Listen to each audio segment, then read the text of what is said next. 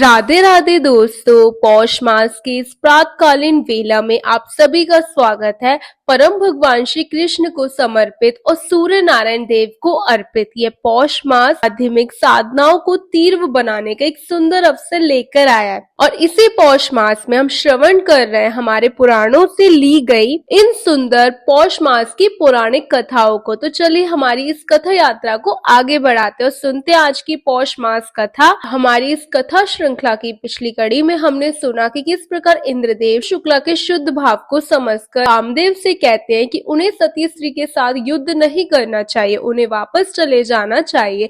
इस प्रकार इंद्रदेव ने कामदेव को उत्तम शिक्षा देने के लिए बहुत सारी नीति युक्त बातें कही, लेकिन कामदेव संतुष्ट कहाँ होने वाले थे। उन्हें तो शुक्ला की अग्नि परीक्षा लेनी थी, इसलिए उन्होंने कहा, हे देवराज, मैं तो आपके ही आदेश से आया था। अब आप धैर्य, प्रेम और पुरुषार्थ का त्याग करके ऐसी पुरुषहीनता वाली बातें क्यों कर रहे हैं? कायर मत बनिए। पूर्व काल में मैंने जिन जिन देवताओं, दानवों, ऋषियों, तपस्या में लगे हुए मुनीश्वरों को परास्त किया है, वे सब मेरा उपहास करेंगे और कहेंगे कि अरे ये कामदेव तो बड़ा डरपोक निकला, एक साधारण स्त्री ने इसे क्षण भर में परास्त कर दी। इसलिए मैं अपने सम्मान रूपी धन की रक्षा करूंगा और आपके साथ चलकर इस सती के तेज बल और धैर्य का नाश करूंगा। इस प्रकार देवराज इंद्र को किसी प्रकार समझा बुझाकर कामदेव ने फिर से पुष्प युक्त धनुष और बाण अपने हाथ में ले लिए और अपने सामने खड़ी हुई अपनी सखी कीड़ा से कहा, हे प्रिय, तुम माया रचकर वैश्यपति शुक्ला के पास जाओ। वे अत्यंत पुण्यवती, सत्य में स्थिर और धर्म का ज्ञान रखने वाली है।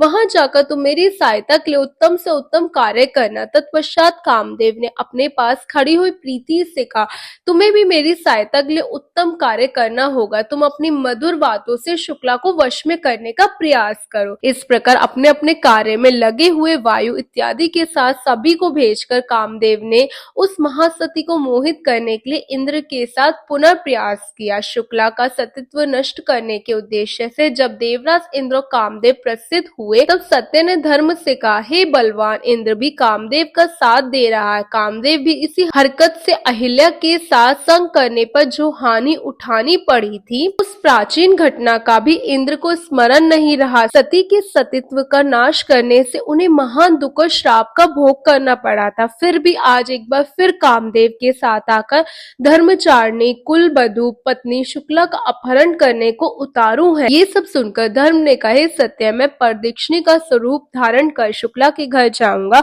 और अपने मंगलमय शब्द से उसे स्वामी के शुभ आगमन की सूचना दूंगा। धर्म द्वारा भेजे जाने पर प्रज्ञा शुक्ला के घर गई और वहां मंगल जनक शब्दों का उच्चारण किया। शुक्ला ने धूप गंध आदि से उसका सत्कार और पूजन किया और एक सुयोग्य ब्राह्मण को बुलाकर इस शगुन का तात्पर्य पूछा। ब्राह्मण ने कहा, हे भद्रे, ये शकुन तुम्हारे स्वामी के शुभ आगमन का संकेत है। वे 7 दिन के भीतर अवश्य लौट आएंगे, इसमें कोई संदेह नहीं। यह सुनकर शुक्ला अत्यंत प्रसन्न हुई। इधर कामदेव की भेजी हुई कीड़ा सती स्त्री का रूप धारण कर उस पतिव्रता के घर पहुंची। उस रूपवती नारी को देखकर शुक्ला ने आदर युक्त वचनों से उसका स्वागत किया। इस प्रकार पूजित होकर कीड़ा मुस्कुराते हुए बातचीत करने लगी। उसके मायामय वचन विश्व को मोहित करने वाले थे। कीड़ा ने कहा, हे देवी, मेरे स्वामी बड़े बलवान, गुणवान, धीर और पुण्यात्मा है, परंतु मुझे छोड़कर वे ना जाने कहाँ चले गए। उनके वियोग में मेरा मन अत्यंत व्याकुल रहता है। दिन रात उन्हीं का स्मरण करती रहती हूँ। ये सुनकर पतिव्रता शुक्ला ने गंभीर स्वर में कहा, हे देवी, स्त्री का परम धर्म अपने पति में ही स्थिर रहना है। पति चाहे दूर हो या समीप, उसकी सेवा, स्मरण और निष्ठा ही स्त्री का सबसे बड़ा आभूषण होता है।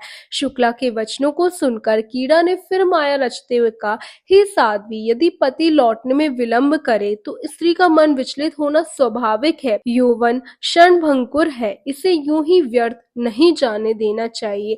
यह सुनते ही शुक्ला के नेत्र क्रोध से लाल हो उठे। उन्होंने दृढ़ स्वर में कहा, हे नारी, तू कैसी अधर्म युक्त बातें कर रही है। पतिव्रता स्त्री के लिए पति के अतिरिक्त दूसरा विचार स्वप्न में भी आना पाप है। यौवन नहीं, धर्म शाश्वत होता है।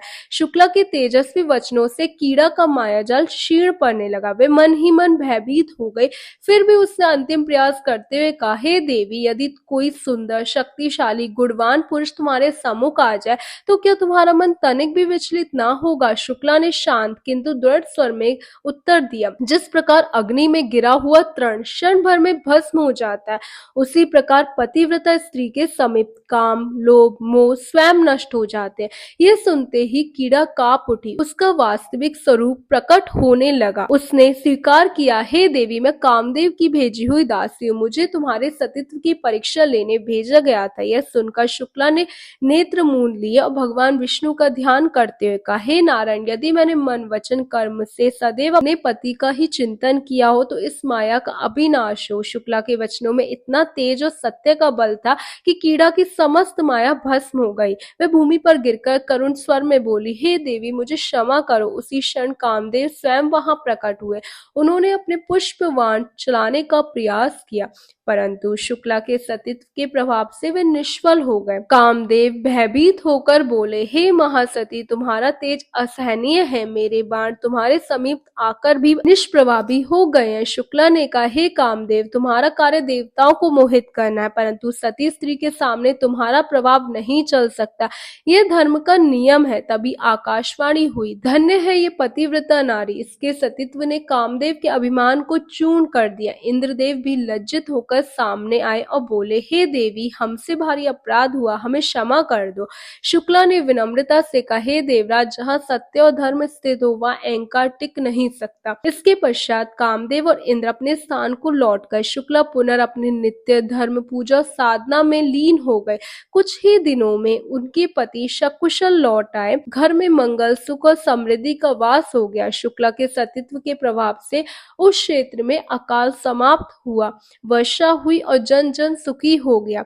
ऋषि मुनियों ने कहा, जहाँ पतिव्रता स्त्री का वास होता है वहाँ देवता स्वयं रक्षा करते हैं। शुक्ला की कीर्ति तीनों लोकों में फैल गई। देवताओं ने भी उनकी वंदना की। कहा जाता है, जो स्त्री इस कथा को श्रवण करती है उसके जीवन में दुख, भय और कलेश दूर हो जाते हैं। शुक्ला के पुण्य प्रभाव से एक महान चमत्कार हुआ। उसके कुल में कभी दरिद्रता ने प्रवेश नहीं किया। उसका जीवन धर्म, प्रेम और सत्य का जीवंत उदाहरण बन गया। उसके पुण्य प्रभाव से एक महान चमत्कार हुआ। वे क्या था, ये हम सुनेंगे हमारी इस पौष मास कथा श्रृंखला की अगली कड़ी में। बोलो श्री विष्णु भगवान की जय।